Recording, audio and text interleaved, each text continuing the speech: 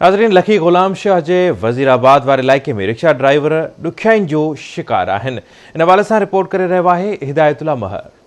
वज़ीराबाद ऐं लखीअ जे मुसाफ़िरनि जी सफ़री सहूलत बणियल रक्षा चिनकी जेका लखी ग़ुलाम शाह वज़ीराबाद रूटनि ते हली 10 रुपया मुसाफ़िरनि खां किरायो वठी सवें जेको आहे सो हिते नौजवान पंहिंजे घर जो रोज़गार करे घर खे पेट गुज़र करनि था। उन ई हवाले सां रक्षा चिनकी जा जेके ड्राइवर आहिनि उन्हनि आवाज़ टीवी न्यूज़ सां ॻाल्हाईंदे पंहिंजा वीचार हिन रीति वंडिया आहिनि।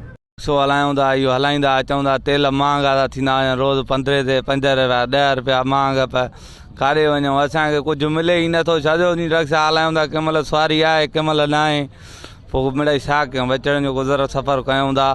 गुज़ारिश आहे त इहो तेल त महांगा न कनि। असांजी पूराई नथी थिए, गाॾियुनि जा बि नुक़सान आहिनि, तेल महांगा थी विया आहिनि, का बि असां सां कंहिं बि मदद न कई आहे। असां गवर्नमेंट खे इहो चऊं था हाणे असां सां मदद करे, महिरबानी करे, असांजे ज़ोरदारी न आहे। पंहिंजो ॿुधायां थो, रोज़ वठी रोज़ खाऊं था रक्शे जे आसरे ते।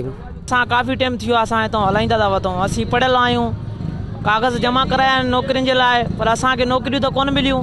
पर हिते असीं पंहिंजी रोज़ी कयूं था, रोज़गार कयूं था, हिते असां रिक्शा बशका हलायूं था। तक़रीबन असांखे 200-300 बचंदा आहिनि जेको असीं पेट में खाईंदा आहियूं, गुज़र सफ़र थिए थो।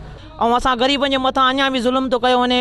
कंहिं महिल 10 रुपया पेट्रोल चढ़नि था, कंहिं महिल 20 रुपया पेट्रोल चढ़नि था, महांगाइयूं थींदियूं थी वञनि, किरायो 10 रुपया। ग़रीब तौर ते असां 10 रुपया वठंदा आहियूं, ग़रीब जो एहसास आहे, असां पाण ग़रीब आहियूं। असांजी हर शइ महांगी थी वई आहे, तेल पेट्रोल महांगो थियो आहे, किरायो कुल 10 रुपया था वठूं। लखी वज़ीराबाद खां 10 रुपया किरायो आहे, ग़रीब जो हाल लॻो पियो आहे। जीअं त इमरान ख़ान साहिबु रोज़ किरायो पेट्रोल चाढ़ींदो थो वञे, कॾहिं 5 रुपया, कॾहिं 3 रुपया, कॾहिं 10 रुपया, त असांजी पूरत नथी थिए। 12-14 साल थी विया रिक्शो हलायां थो।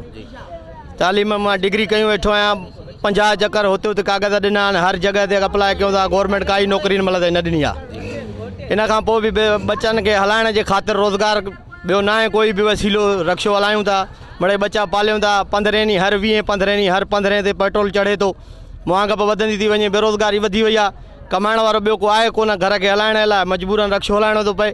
मुतालबो इहो आहे त सस्ताइप थिए।